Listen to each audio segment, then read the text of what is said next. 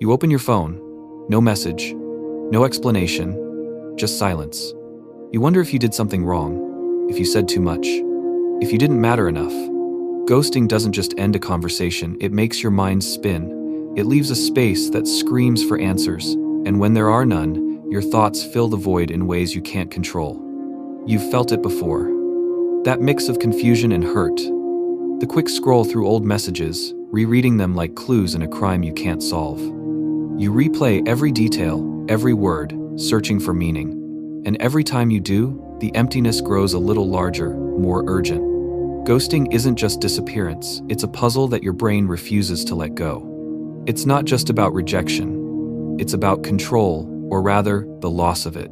Humans crave closure. We need explanations to make sense of the world, to feel safe. When someone vanishes without reason, your mind protests. It starts filling gaps with stories, worst-case scenarios, fantasies. You imagine what they're thinking, what they're feeling, and often, you blame yourself.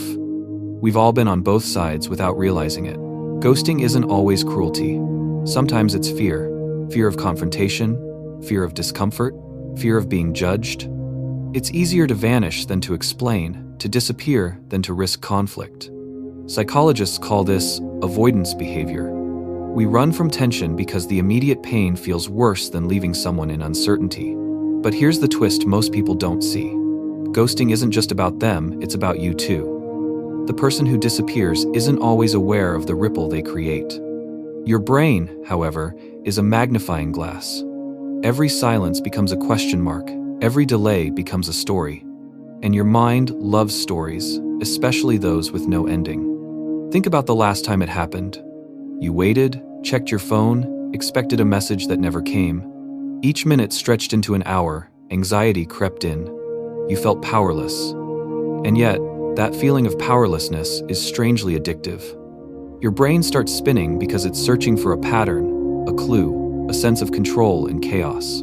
Humans have a hidden bias toward seeking closure, even when it doesn't exist. We confuse uncertainty with opportunity. We replay conversations, overanalyze, and sometimes even forgive imagined mistakes. Your mind treats ghosting like a mystery to solve, like a puzzle that defines your worth. The surprising truth is, it rarely reflects the other person's feelings. It reflects your mind's need to make sense of it all. Ghosting exposes something deeper in us, our attachment patterns. People who fear abandonment get stuck, overthinking every interaction, desperate for reassurance. People who fear intimacy withdraw, vanishing before conflict arises. It's not personal, it's psychological. And once you see it, the tension changes.